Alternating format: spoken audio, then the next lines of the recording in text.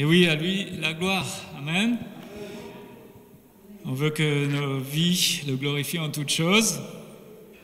Alors parfois, on a besoin aussi de se laisser interpeller, de se laisser enseigner par le Seigneur pour que ce soit réellement le cas, que dans tous les domaines, dans tous les moindres recoins de nos cœurs, de nos pensées, de notre être, eh bien, ce soit le Seigneur qui règne et qu'à lui revienne toute la gloire. Amen. Je vous invite à lire avec moi dans l'Évangile selon Marc, le chapitre 12. Et nous sommes au verset 18.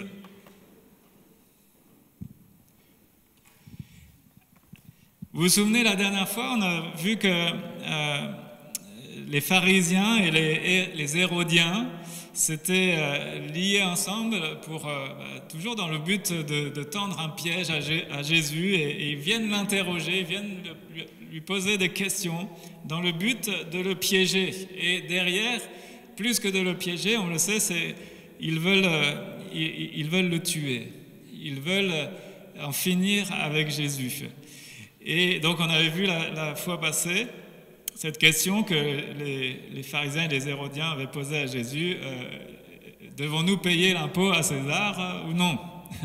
Et puis Jésus qui répond, rendez à César ce qui est à César et à Dieu ce qui est à Dieu.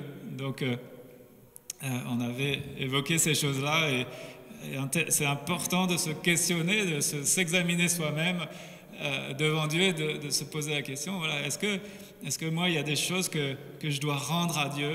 Est-ce qu'il y a des choses qui appartiennent à Dieu que je ne lui ai pas encore données? Alors nous, on le sait, en tant que disciples, en tant qu'enfants de Dieu, normalement, tout doit lui appartenir. Nos vies, nos cœurs, nos emplois du temps, la gestion de nos vies personnelles, notre argent, tout doit le glorifier, tout lui appartient en propre. La Bible nous dit que nous ne nous appartenons plus à nous-mêmes. Mais Christ, lui, nous a rachetés pour lui. Alors, il ne nous a pas rachetés pour le pire, hein, mais il nous a racheté un grand prix. Et maintenant que nos vies sont entre tes mains, on sait que tout ce qu'il veut pour nous, eh bien, c'est le meilleur, c'est de loin le meilleur. Sa volonté de Dieu, la volonté de Dieu, elle est bonne, agréable et parfaite. J'aime ce verset. Bonne, agréable, parfaite. Donc, on sait qu'on doit tout lui donner, dans tous les domaines, nos couples, nos foyers, nos enfants, nos sentiments, tout on doit tout lui abandonner. On a chanté, oui, prends tout, Seigneur. Amen. Oui, prends tout.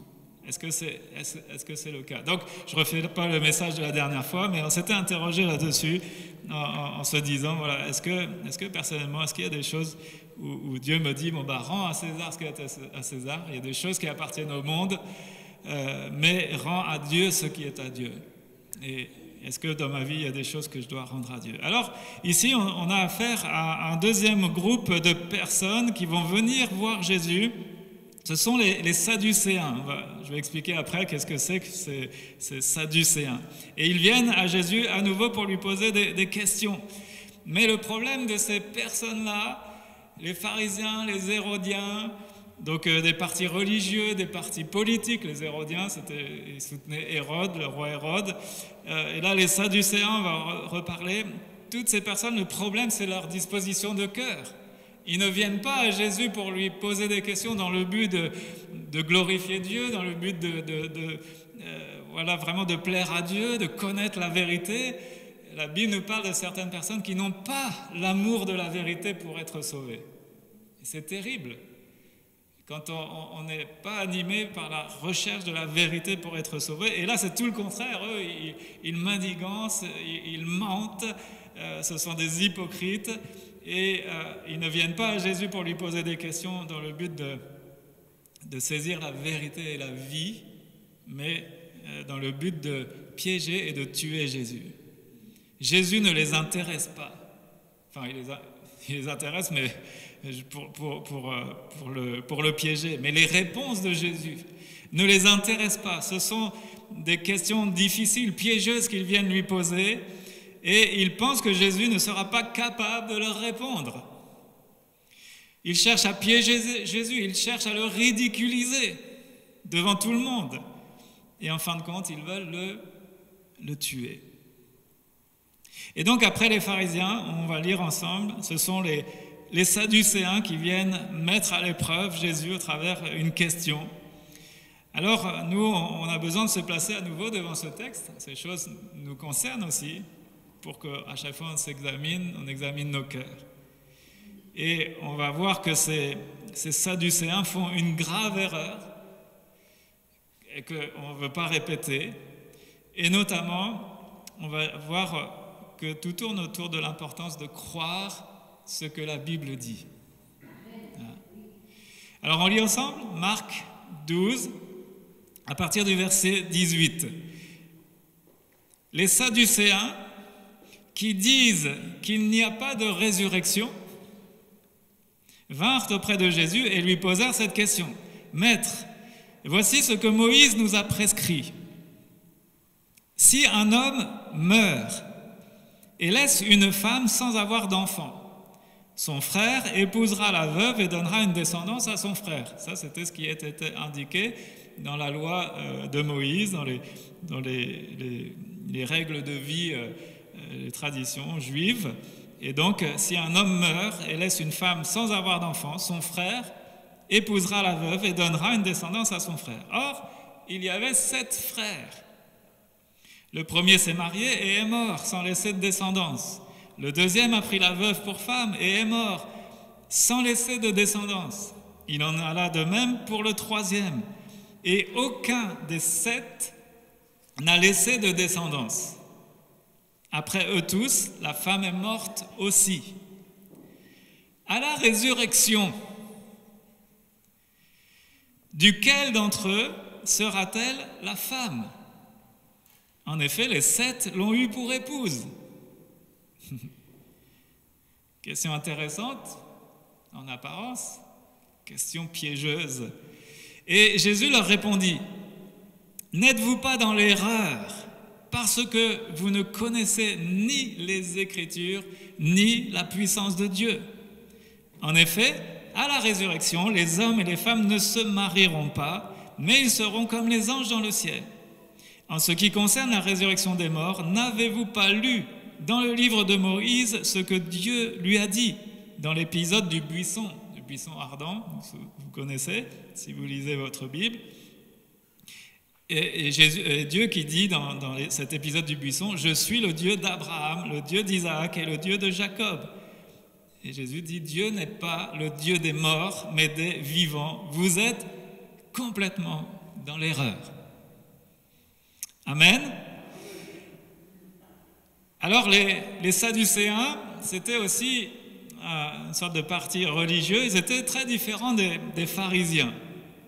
Eux, leur particularité, leur doctrine, on va dire, c'est qu'ils acceptaient seulement les 5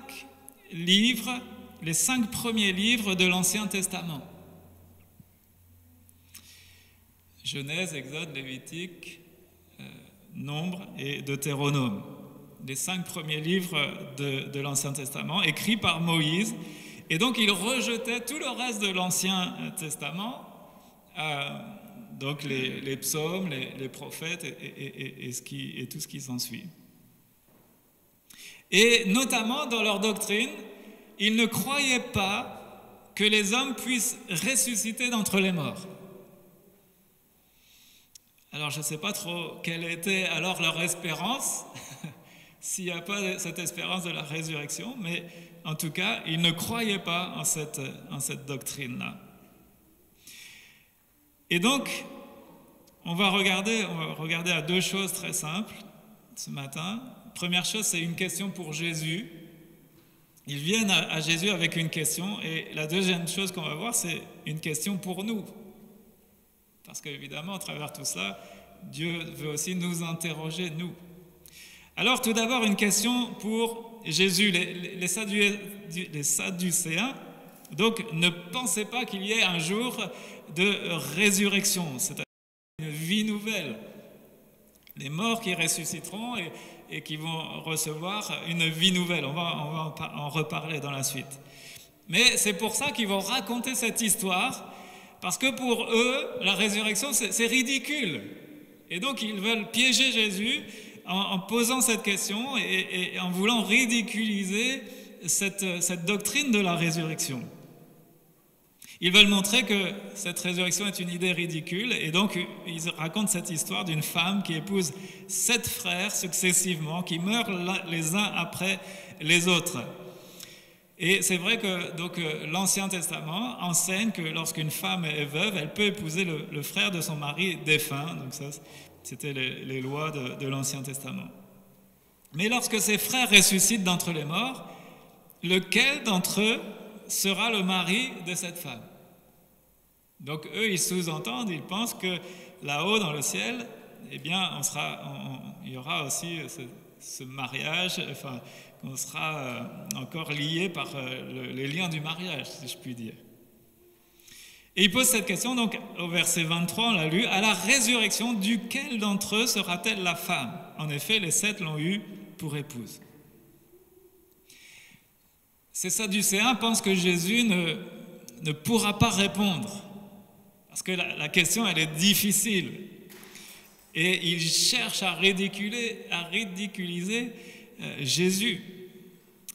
Mais en fin de compte, Jésus va répondre très facilement à cette question. Au verset 25, il explique, « En effet, à la résurrection, les hommes et les femmes ne se marieront pas, mais ils seront comme les anges dans le ciel. » Donc, on a besoin déjà de réaliser que la résurrection, alors c'est bel et bien une doctrine enseignée dans la parole de Dieu, dans toute la Bible, et y compris dans l'Ancien Testament, y compris dans les 5 premiers livres de la Bible, on va en reparler. Mais le Seigneur nous dit que lorsque nous serons au ciel, lorsque nous passerons par la résurrection, eh bien, on a besoin de réaliser que nous aurons aussi des corps réels. Souvent, j'ai déjà remarqué en discutant, souvent on a un peu une vision de la résurrection, on a l'impression qu'on sera au ciel comme un peu des esprits, j'oserais dire des fantômes, on sera ressuscité, mais on ne pense pas, souvent on a oublié qu'on sera ressuscité avec un corps, nous aurons un corps. Mais ce corps, il sera glorifié, il sera totalement différent que le corps de chair, d'os, de chair que l'on connaît aujourd'hui. Mais nous aurons bel et bien un corps. On va le relire, la Bible le dit clairement. Mais ces corps ne seront pas donc les mêmes que les corps que nous avons sur terre. Et au ciel, on a besoin aussi de réaliser, oui, nous aurons des relations. Nous aurons de réelles relations d'amitié, pour ne pas dire d'amour, mais dans le sens pur des choses, amour selon Dieu, mais ce ne sera pas comme sur la terre. Nous ne pourrons plus ni nous marier, ni avoir d'enfants. Et alors, il y a des choses qui restent mystérieuses pour nous. Quelle relation aurons-nous entre mari et femme, là-haut dans le ciel? Est-ce qu'il y aura toujours un lien? Moi, je pense que, première chose, on se reconnaîtra, parce que parfois, on entend aussi des choses. Ah, mais est-ce que là-haut, on va se reconnaître? Est-ce qu'on va savoir qu'on était époux? Écoutez, moi, je pense que oui, parce que il va falloir qu'on se souvienne de notre nature pécheresse. Il va falloir qu'on se souvienne de la grâce par laquelle Dieu nous a fait passer. Il va falloir qu'on connaisse quelle était notre condition humaine. Alors oui, on va oublier, dans le sens qu'on va plus vivre ces notions de souffrance et tout ça. Donc il y a plein de choses qu'on ne va pas oublier dans le sens d'être amnésique, mais on n'y pensera plus tellement c'est des choses qui ne seront plus de notre monde. Mais je sais qu'on va se souvenir, je sais qu'on va se reconnaître, on va se souvenir de notre vie sur terre. Mais quelle sera la nature de nos relations? Eh bien, Jésus nous le dit, il n'y aura plus ni mari ni femme. Ce qui est certain, c'est que nos relations d'amour seront totalement pures et seront totalement vraies. On se verra, on se connaîtra de manière parfaite. Tout sera comme transparent. On n'aura rien à se cacher parce qu'il n'y aura plus de honte, du péché ou quoi que ce soit à cacher. D'accord? Donc il y a des choses mystérieuses, mais Jésus nous révèle ces choses. Alors il y aura bien des relations entre nous, on sera dans cette dimension de l'amour, de la félicité, de la gloire, de la paix éternelle, mais il n'y aura plus cette notion de mari, femme, enfant et tout cela. Mais voilà, il y aura bel et bien ces relations. Alors on peut lire ensemble dans 1 Corinthiens chapitre 15. 1 Corinthiens chapitre 15, à partir du verset 35, tout ce passage nous donne quelques détails, nous lève le voile. Alors évidemment, il y a plein de choses qui restent mystérieuses, qui restent en dehors de nos conceptions humaines. On ne peut pas même les saisir avec notre intelligence toute limitée. Mais Dieu nous lève le voile un peu sur certaines réalités. 1 Corinthiens 15, verset 35. Alors je lis dans la version second 21, voilà, si c'est la même version. Quelqu'un dira, comment les morts ressuscitent-ils et avec quel corps reviennent-ils? Homme dépourvu de bon sens, ce que tu sèmes ne peut reprendre vie que s'il meurt. Donc là, il y a une image agricole, l'image d'une semence qu'on met en terre et qui doit mourir pour donner une nouvelle plante. Ce que tu sèmes, ce n'est pas la plante qui poussera, c'est une simple graine, un grain de blé peut-être, ou d'une autre semence. Puis Dieu lui donne un corps, comme il le veut, et à chaque semence, il donne un corps qui lui est propre.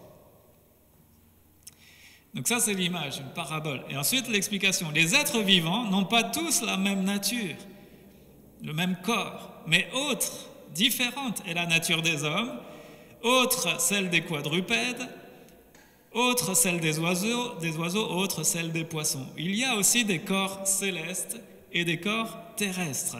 Mais l'éclat des corps célestes est différent de celui des corps terrestres. Autre est l'éclat du soleil, autre l'éclat de la lune, autre l'éclat des étoiles. Chaque étoile diffère même en éclat d'une autre étoile. Et là, il est dit, c'est aussi le cas pour la résurrection des morts.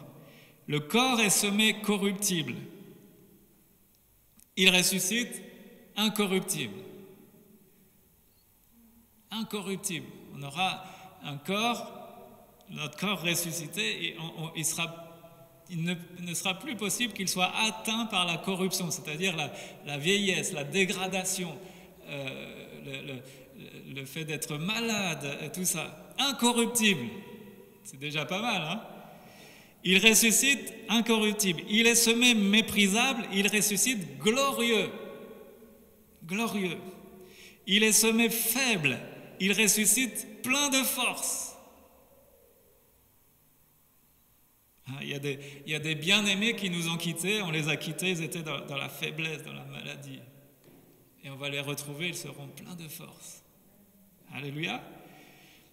Il est semé corps naturel, il ressuscite corps spirituel. Et c'est là souvent qu'on se dit, on a l'impression peut-être qu'on sera que des esprits, mais non, c'est un corps, mais un corps différent de nature, un corps spirituel. S'il y a un corps naturel, il y a aussi un corps spirituel. Donc, voilà ici quelques explications qui nous sont données quant à la résurrection.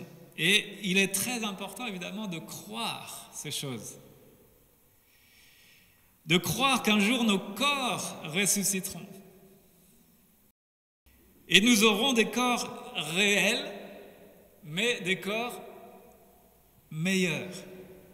Le mot meilleur est certainement faible. Des corps glorieux. Pleins de force, incorruptibles. Alors on a aussi un peu de voile qui nous est levé quand on voit Jésus, enfin on le voit quand il nous est écrit dans la parole de Dieu que Jésus est apparu après sa résurrection.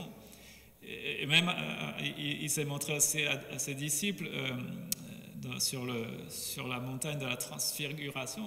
On a vu un peu ici ce que pourrait être un corps glorifié, resplendissant de gloire, de lumière, d'éclat. Alors c'est des choses qui nous échappent, mais on a un peu de voile qui nous est levé, puis on voit Jésus dans le corps de sa résurrection, bien il apparaît, il disparaît instantanément. Il y a des choses qui nous dépassent.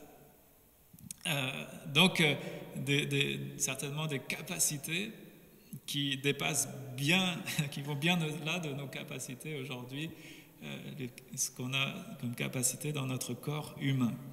Voilà, nous aurons des corps réels, des corps meilleurs.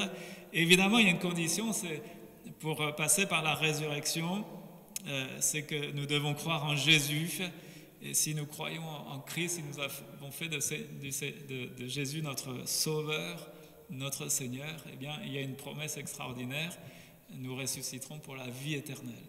Les autres, il nous est dit qu'ils ressusciteront aussi, mais pour la perdition, pour la mort éternelle, c'est-à-dire séparés de Dieu. Et ça, évidemment, c'est un autre sujet, mais c'est quelque chose de terrible et que Dieu a tout déployé pour nous éviter cela, pour nous sauver à tout prix. Et c'est quel prix? Le prix de Jésus, l'offrande en sacrifice du Seigneur Jésus. Alors on peut se poser beaucoup de questions auxquelles on ne trouve pas forcément de réponse. Comment sera la vie au ciel? On ne sait pas trop, il y a là aussi quelques petites choses qui nous sont dévoilées dans la parole de Dieu, mais en tout cas, il ne faut pas que nous soyons inquiets. J'espère que vous n'êtes pas inquiets, mais nous devons croire seulement ce que nous dit les Écritures, ce que nous dit la parole de Dieu. Et donc, afin de répondre aux Sadducéens, eh bien, Jésus va leur montrer ce que dit l'Ancien Testament concernant ces choses. Et l'Ancien Testament nous apprend aussi que nous ressusciterons d'entre les morts. Les Sadducéens croyaient seulement les parties de la Bible écrites par Moïse. Alors, Jésus, qu'est-ce qu'il fait? Il va prendre ces parties de la Bible. Il va partir notamment du livre de l'Exode, qui est un livre écrit aussi par Moïse, toujours inspiré par le Saint-Esprit, mais écrit par Moïse, et il va leur montrer, il leur démontre que Dieu est le Dieu des vivants, et non pas des morts, en citant Abraham, Isaac et Jacob. Dieu reste notre Dieu, même après la mort. Amen. Pourquoi? Parce que la mort n'est pas la fin. Et notre espérance, elle est dans la résurrection, dans la vie éternelle. L'apôtre Paul qui dit la mort même m'est un gain. La mort même, on sait que cela nous sera profitable parce que c'est juste un passage. Et derrière, on entre dans la gloire, on entre dans la vie éternelle. Et voilà, ceux qui nous ont déjà précédés, eh bien, ils attendent avec nous la résurrection. Nos corps ressusciteront pour la vie éternelle. Alléluia. Alors voilà ici donc cette question posée pour Jésus et comment Jésus y répond. Nous devons, nous, évidemment, mettre notre foi dans ces choses. Alors il y a une question pour nous. Cette question, Jésus la pose aux Sadducéens, mais au travers ça, eh bien, c'est à nous qu'est posée la question. Au verset 24, Jésus répond à ces Sadducéens, « N'êtes-vous pas dans l'erreur ? Parce que vous ne connaissez ni les Écritures, ni la puissance de Dieu. »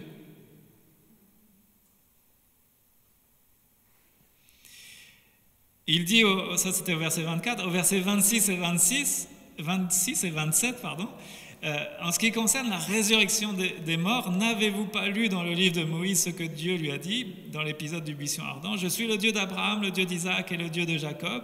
Dieu n'est pas le Dieu des morts mais des vivants. Vous êtes complètement dans l'erreur. Ce qu'il dit aux Sadducéens. Dieu a fait de grandes, de merveilleuses promesses à Abraham, à Isaac, à Jacob. Et ces promesses-là, eh bien, sont liées à cette espérance de la vie éternelle, de la résurrection.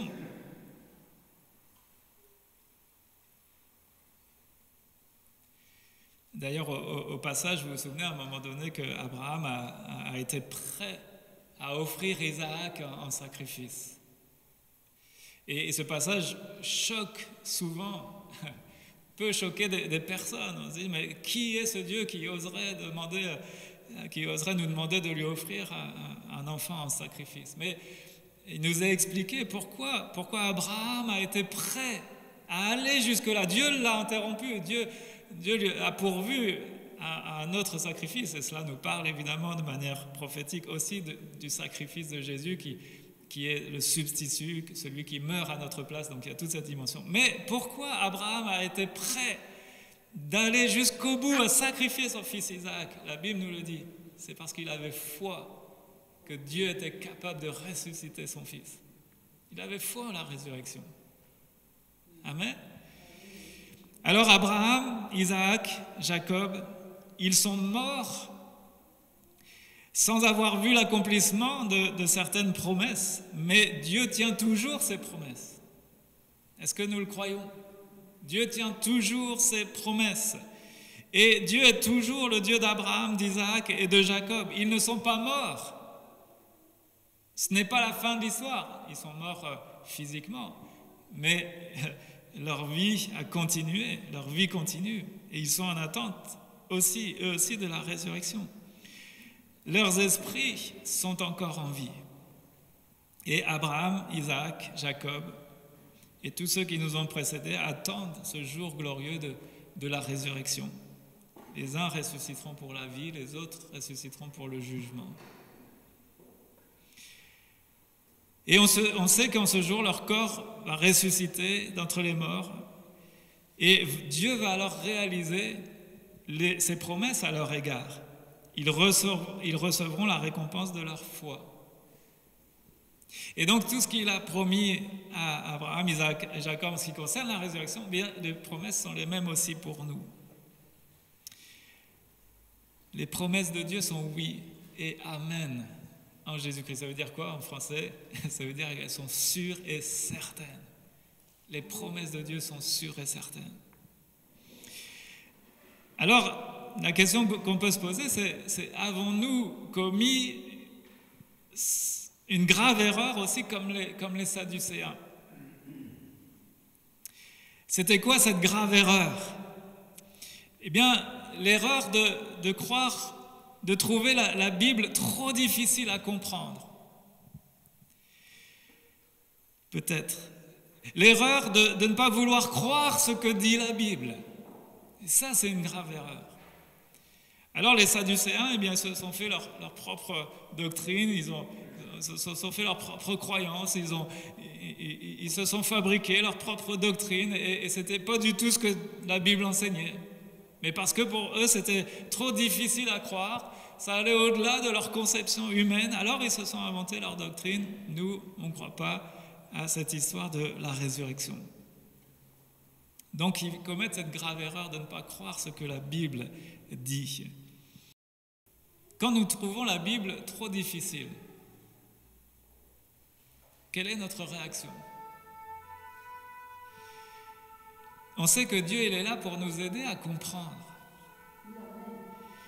Et la première réaction, c'est je vais attendre que les pompiers passent.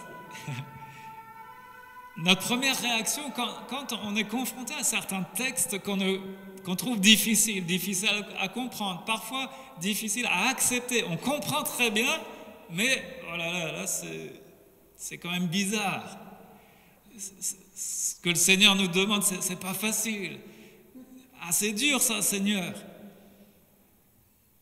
Quelle devrait être notre première réaction? Notre première réaction, ça devrait être de dire, Seigneur, aide-moi à comprendre ce que tu veux dire là. Parce qu'il y a des choses, tu dis, moi ça me paraît un peu injuste, ça me paraît difficile, ça me paraît dur. Certains ont dit cela à Jésus, tes paroles sont trop difficiles, qui peut les comprendre? Qui peut les accepter? Et ils vont quitter Jésus. Alors on peut être confronté à cela quand on lit la Bible. Et c'est là qu'on doit demander à Dieu, Seigneur, peut-être certainement que je ne comprends pas tout à fait ce que tu veux dire. Aide-moi à comprendre, enseigne-moi.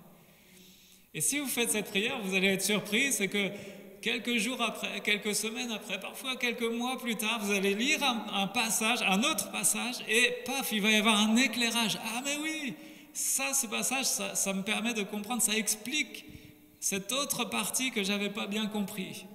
Parce que la Bible, elle s'explique par la Bible. La parole de Dieu s'explique par la parole de Dieu.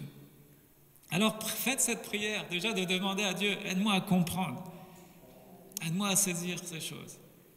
Il y a parfois des choses qu'on ne comprend pas, Et c'est tout à fait normal. Pourquoi? Parce qu'on n'est pas assez mature.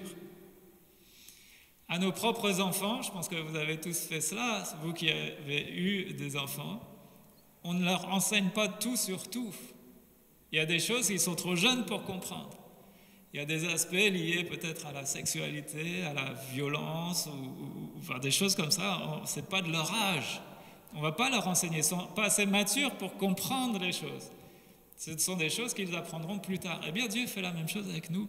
Des fois, on lit des choses et on est encore des bébés spirituels, on a besoin de grandir. Et Dieu, on sait qu'il se révèle au fur et à mesure. Et au fur et à mesure qu'on grandit dans la foi, les choses vont s'éclaircir parce qu'on va être en mesure de comprendre, de porter certaines choses. Timothée, tout à l'heure, parlait du fait de porter sa croix. Qui a envie de souffrir pour Dieu? Qui a envie de cela? Personne. Et ça, c'est des choses qu'on est capable de porter quand on grandit spirituellement, quand on devient plus mature spirituellement. Au début, on aime Dieu parce qu'il nous bénit, il nous console. Il est comme des parents qui sont toujours en train de cajoler le bébé, le nourrir, lui changer les couches et tout ça. Et nous, on est pareil au début. Et puis, au fur et à mesure, on grandit. Et le Seigneur, il nous dit, maintenant, tu vas devoir te débrouiller tout seul. Et donc, au bout d'un moment, encore, d'un autre moment, on va commencer à comprendre ces aspects de la souffrance. Jésus qui a souffert pour nous. Et Dieu nous dit que nous aussi, par amour, on va être capable de porter. On va être capable de souffrir par amour pour Dieu. Donc ça, on a besoin d'une certaine maturité. Au début, on n'est peut-être pas capable de saisir ces choses-là. Donc c'est tout à fait normal de ne pas toujours tout comprendre. Mais quand on ne comprend pas, demandons au Seigneur. Voilà, Seigneur, aide-moi déjà à comprendre ta parole. Vous pouvez aussi demander à des pasteurs. On est là pour ça, on n'a pas la réponse à tout. Mais on peut certainement vous expliquer les choses principales de la Bible et vous aider aussi dans votre cheminement, dans votre compréhension. Donc, le Seigneur a donné à l'Église aussi des enseignants. On est là aussi pour ça, pour vous aider. Donc n'hésitez pas, quand vous avez des questions, venez poser vos questions.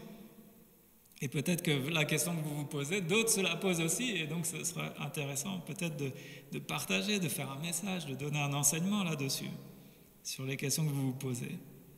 Donc première chose, quand on ne comprend pas. La deuxième chose, c'est que ces Sadducéens, ils sont dans l'erreur parce qu'ils ne veulent pas croire. Et ça, c'est l'erreur la plus grave. Ils refusent d'accepter l'enseignement de la Bible. Ils n'aiment pas ce que dit la Bible. Et c'est pour ça que Jésus emploie cette expression forte. Vous ne comprenez ni les Écritures, ni la puissance de Dieu. Et il dit en substance, c'est une grave erreur que vous faites. Vous êtes totalement dans l'erreur. Vous avez totalement tort. Alors que le Seigneur nous garde, nous qui sommes enfants de Dieu, qui nous garde d'être totalement dans l'erreur quand même. Alors Seigneur, aide-nous non seulement à comprendre, mais aussi à croire, à accepter ce que ta parole nous enseigne. À aimer ta parole. À aimer la Bible, à réaliser que c'est la volonté de Dieu qui est bonne, agréable et parfaite, ce n'est pas la nôtre. Et même si nous, on a peut-être des choses, de certaines réticences pour certaines choses, pourtant c'est la volonté de Dieu qui est de loin la meilleure, elle est parfaite. Alors ne ressemblons pas à ces Sadducéens qui ne veulent pas croire, qui refusent d'accepter certains enseignements, tout simplement qui n'aiment pas, qui n'ont pas l'amour de la vérité, la parole de Dieu qui est la vérité. Alors pour conclure, voilà, en fait c'est facile de commettre la même grave erreur que ces Sadducéens. Parfois, on écoute trop facilement ce que les gens ont toujours dit. Ah mais on a toujours cru ça, on a toujours dit comme ça. Alors, on ne va pas plus loin que cela. On a du mal à lâcher nos traditions. Et Jésus, il est très critique, il est très acerbe à l'égard de qui? Il dit, vous avez abandonné la parole de Dieu au profit de votre tradition. Donc il y a parfois des choses, on a besoin d'abandonner certaines idées préconçues, des traditions, des choses que, oui, on nous a enseignées, mais qui en fait ne sont pas en accord avec ce que dit l'Écriture. On a besoin de se laisser transformer, non pas par le poids de la tradition, mais par la parole de Dieu. On ne doit pas aimer notre tradition plus que la parole de Dieu. On accepte aussi parfois trop rapidement des enseignements nouveaux. Vous n'avez pas remarqué? Une nouvelle vague, une nouvelle mode, et on voit ça dans les églises. Un nouveau pasteur qui a le vent en poupe, qui a du succès, tout ça, et puis paf, un enseignement un peu bizarre, et on le suit. Beaucoup d'influence, parfois beaucoup de séduction. Et on n'est pas à l'abri de ces choses-là. On doit non pas accepter rapidement des enseignements nouveaux, mais on doit être comme les chrétiens de Bérée dans les Écritures, vérifier chaque jour dans les Écritures si ce qu'on nous dit est vrai. Tiens, un nouvel enseignement, ok, peut-être intéressant, tiens, je vais creuser. Qu'est-ce que dit la parole? Est-ce que c'est vraiment en raccord avec ce que dit les Écritures? Alors on a besoin de veiller. Notamment aujourd'hui, tout ce vent de l'évangile de prospérité, mais qui prend plein de formes différentes. Ce n'est pas seulement lié à l'argent, en disant mais venez à Dieu et vous allez avoir du succès dans vos affaires, vous allez devenir riche et tout ça. Déjà ça c'est pas du tout biblique, c'est une fausse doctrine. Mais parfois ça prend des aspects plus vicieux, en disant mais c'est pas normal que tu sois malade. Si tu étais malade, si tu étais au Seigneur, tu ne serais pas malade comme ça. Il doit y avoir un problème dans ta vie. Ou alors par rapport à une carrière, du succès dans les affaires. Mais si tu es au Seigneur, pourquoi tu as tant de galères? Pourquoi tu es au chômage et tout ça? Et derrière, on sous-entend que parce qu'on est au Seigneur, tout devrait nous sourire et on devrait vivre le succès en permanence. Jésus n'a jamais promis cela. Jamais. Par contre, il a promis d'être avec nous dans toutes sortes d'épreuves, de difficultés. Parfois, ce sont des épreuves que lui permet. Parfois, ce sont des difficultés dans lesquelles nous, on s'est mis tout seul. Mais le Seigneur dit que tout seul, Dieu est avec moi. Amen. Donc, on doit faire attention à tous ces enseignements, ces doctrines qui circulent. Même moi, ce que je vous enseigne, je vous en supplie, vérifiez. Ne gobez pas tout ce qu'on dit, parce que je peux me tromper. Alors j'essaye le moins possible, mais vérifiez si ce qu'on vous dit est vrai. Affermissez votre foi dans les Écritures et mettez votre confiance dans les promesses de la parole de Dieu, les promesses du Seigneur Jésus. Non pas les promesses des hommes, mais les promesses de l'Écriture. Alors notre erreur, c'est parfois de ne pas regarder attentivement ce que Dieu dit dans la Bible. Et parfois, il est même possible qu'on ne veuille pas croire ce que nous dit la Bible. Et là, alors, on devient comme aveugle spirituellement. Alors, tout simplement, on pose ces quelques questions pour terminer. Est-ce que tu es prêt à croire tout ce que Dieu dit dans sa parole?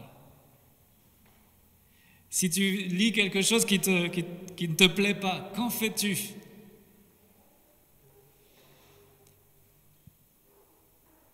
On a besoin de demander à Dieu de nous aider à accepter, à comprendre et aussi à accepter ce qu'il dit.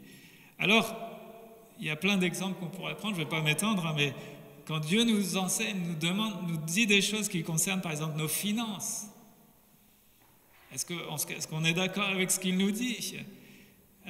Si l'Écriture nous dit qu'on doit lui apporter les prémices, la meilleure partie de ce que l'on peut avoir, qu'est-ce qu'on fait de cela? Si Dieu nous enseigne des choses, nous conseille des choses liées à notre sexualité, qu'est-ce qu'on en fait? la consommation du mariage, avant le mariage, la consommation de tout ça. Qu'est-ce qu'on en fait? Le choix d'un conjoint, le choix des études et tout ça. Dieu donne des directives claires dans sa parole pour certains domaines. Alors si on n'accepte qu'une partie de ce que nous dit la Bible et puis on s'accommode avec le reste, eh bien il y a un vrai problème. Et le vrai problème, c'est ce que Jésus dit, nous ne connaissons ni les Écritures, ni la puissance de Dieu. Et je crois que c'est important de connaître la puissance de Dieu. Non seulement connaître les Écritures de Dieu, les Écritures, la parole de Dieu, mais réaliser que Dieu veut manifester sa puissance dans nos vies. Mais il ne peut le faire que si on obéit à sa parole, si sa parole est notre priorité, si on est attaché à vivre, à obéir à sa parole, à la vivre, à saisir aussi ses promesses. Et c'est là que Dieu manifeste sa puissance. Et je crois que parfois on limite Dieu, on est comme les Sadducéens, on le limite parce que ah non, cette doctrine, c'est pas dans ma conception, je peux pas saisir ça, je peux pas croire ça. Et alors on va se fabriquer un Dieu à notre image. Et ça, c'est une grave erreur. En faisant cela, on diminue la puissance de Dieu. Quand Dieu nous demande quelque chose, c'est qu'on peut le faire et lui, il veut le faire avec nous. Et il veut manifester sa puissance. J'aime ce verset, je ne vais pas m'étendre trop, je vais terminer, mais la Bible dit ceci.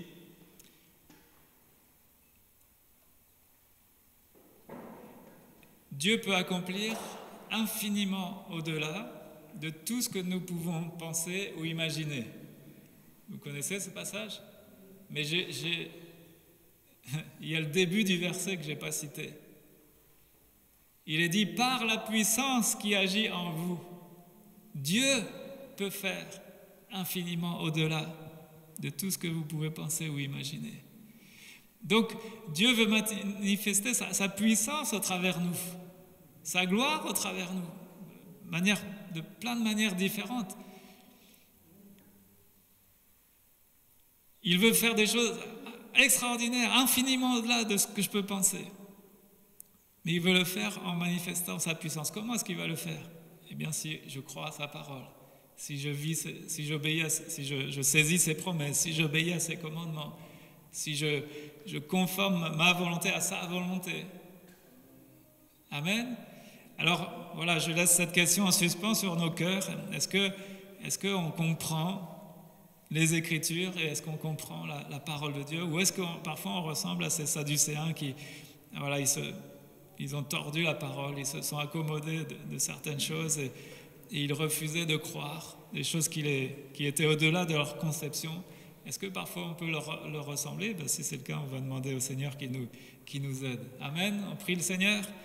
Voilà, Seigneur, c'est vrai que merci pour les enseignements de ta parole qui sont toujours riches. Et Seigneur, je veux te prier pour moi-même, pour mes frères et sœurs qui sont là aujourd'hui, afin que tu nous aides d'abord à comprendre ta parole. Aide-nous à la comprendre. Il y a parfois des choses, ta parole le dit, il y a des choses qui sont difficiles à comprendre. Parfois des choses difficiles à porter. Eh bien, aide-nous à comprendre ce que tu veux dire. Quand des choses nous paraissent difficiles, injustes peut-être, aide-nous à comprendre le fond et à comprendre ta parole. Et ensuite, après l'avoir compris, aide-nous à la vivre, ta parole. Aide-nous à la pratiquer, aide-nous à la mettre en pratique, en œuvre, à obéir à ce que tu nous commandes. Ô Seigneur, on ne veut pas ressembler à ces pharisiens, à ces sadducéens. On veut vraiment être de ceux qui avons mis foi dans ta parole et qui t'honorons, qui te glorifions. On veut faire partie de ceux au travers desquels tu peux manifester ta puissance et faire infiniment au-delà de tout ce qu'on peut penser ou imaginer. Oui, agis par ton esprit dans nos cœurs. Viens modeler nos pensées conformément à la tienne. Viens enlever tous nos préconçus, toutes les choses dans lesquelles on t'a limité peut-être. Alors Seigneur, vraiment viens nous en aide et que ça prenne place dans des choses très pratiques de nos vies. Seigneur, je te prie, moi j'ai cette pensée pour les jeunes, dans le choix d'un conjoint. Seigneur, je te prie pour qu'ils se conforment à ce que dit ta parole et que tu les conduises dans ta volonté dans ce domaine et qu'ils ne se conforment pas à ce que propose le monde avec toute sa séduction. Je te prie de les aider.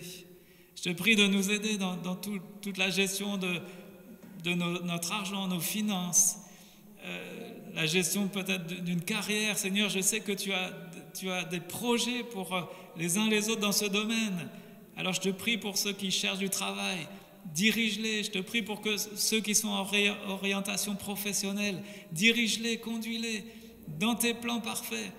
Et je te prie pour que chacun se conforme à ce que tu donnes comme directive dans ta parole pour entrer dans tes plans parfaits. Aide-nous à mener nos vies, nos foyers de manière à te plaire. Et Seigneur, tu nous donnes toutes sortes de conseils là aussi dans ta parole. Alors merci de nous aider, de susciter la foi, la confiance en ce que tu dis dans ta parole et que en toute chose tu en ressortes glorifié, Père, dans le nom de Jésus. Amen. Amen.